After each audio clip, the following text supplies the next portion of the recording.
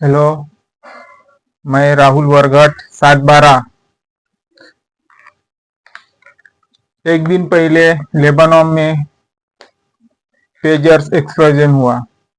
हमने एक सवा महीना पहले ही बता दिया था कि जो एडवाइजरी जारी की है जर्मनी, ऑस्ट्रेलिया,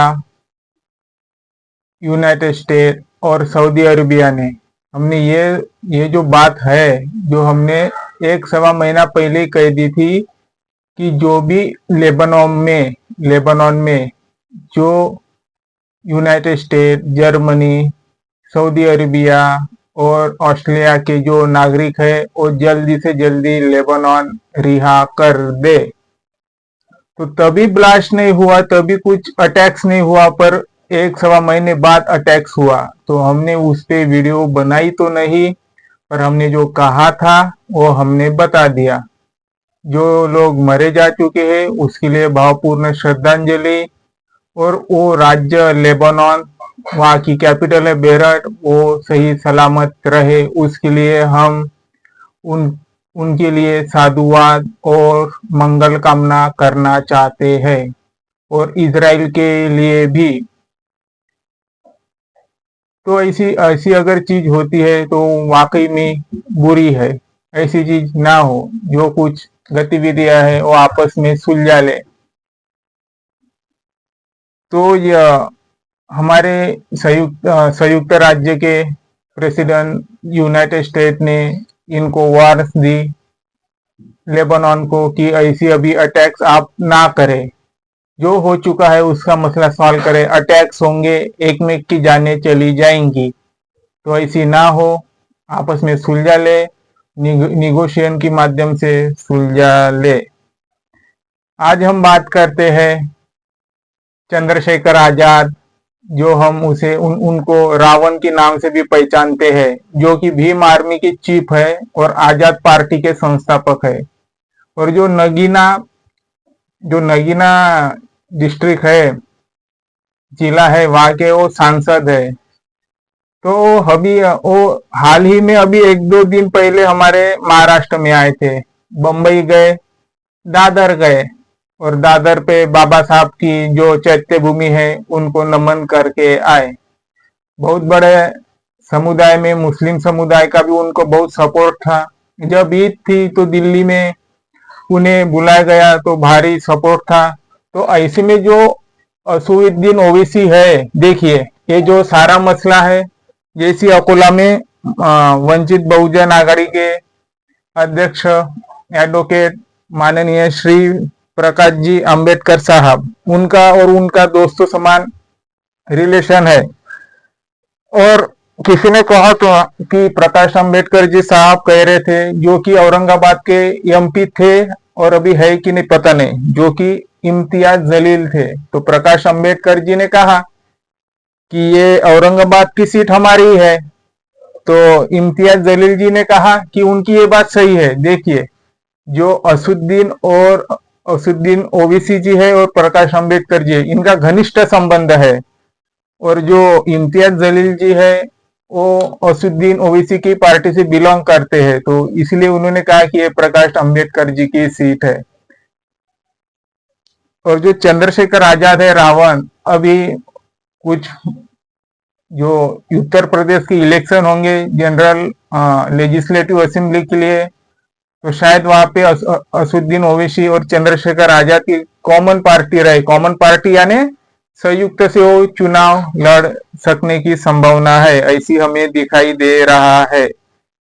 क्योंकि इस पर भी बड़े पैमान पर ये हमें जल्लोशें दिखने को मिल चुकी है। तो इधर अंबेडकर जी भी महाराष्ट्र में वाकई दमदार है, उनको भारी सपोर्ट है एक दूसरे का। तो ये देखने लायक चीजें रहेंगी। उन्होंने फिलहाल तो अंबेडकर जी साहब से कोई इंट्रोड्यूस नहीं किया और कोई युति के बारे में नहीं चर्चाएं की। और हमारे चंद्रशेखर रावण जी कहते हैं कि वोट हमारा, नोट तुम्हारा नहीं चलेगा। जैसे हम वोट देते हैं तो नोट क्यों तुम्हारा चले, वोट भी हमारा, नोट भी हमारा ही चलना चाहिए। सही बात है। जो देश में गतिविधि चल रही है, तो हम देख रहे हैं कि देश में धर्म बहुत ज्यादा बढ़ चुका है। धर्म बहुत ज्यादा बढ़ चुका है। हम धर्म से बंधे हुए हैं शायद। हम इसके अगले वीडियो में भी धर्म के ऊपर वीडियो बनाएंगे। तो जो नगीना के सांसद है वो बहुत दमदार सांसद है। मेरे सर जी ने एक बात कही थी, अभी हाल ही में जो SC ST के सब कैटेगराइजेशन रिजर्वेशन के संबंध में मेरे सर ने कहा था कि संसद चाहिए तो चंद्रशेखर आजाद जैसे चाहिए।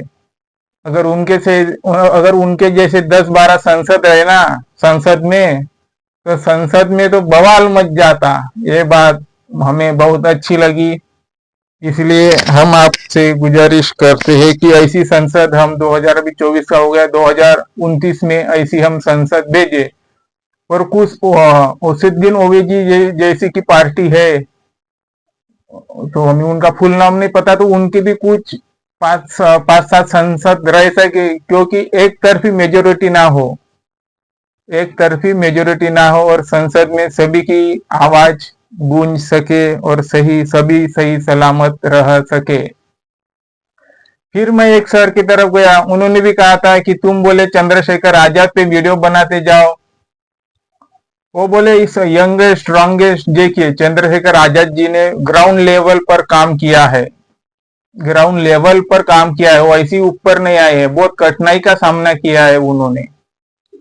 तो हमारे सर ने कहा था एक बार ऐसी समय आएगा कि वो, अभी तो फिलहाल देश में राहुल गांधी नंबर 1 नेता के रूप में आगे बढ़ चुके हैं, चल चुके हैं, ऐसी उनका मत है। और उन्होंने कहा था कि एक समय आएगा कि वो राहुल गांधी से भी मतलब फेमस हो जाए, राहुल गांधी से की भी आगे निकल जाए। तो ये भी एक अच्छी बात है हमारे लिए, जो कि उत्तर प्रदेश के लिए। और वो कांशीराम जी के जो विचार है, कांशीराम साहब के, बाबा साहब के, भगत सिंह जी के, बिरसा मुंडा जी के, रविदास के, महात्मा फुले जी के, शिवाजी महाराज जी के, ऐसी जो विचारों से वो प्रेरित सांसद है, तो हमें उनके तरफ ध्यान देने की जरूरत है। और महाराष्ट्र में तो कोई बात ही नहीं। अभी हमें देखना पड़ेगा कि क्या क्या होता है, लोग किसे सब ये करते हैं, सही दिशा की ओर ले जाते हैं। Thank you.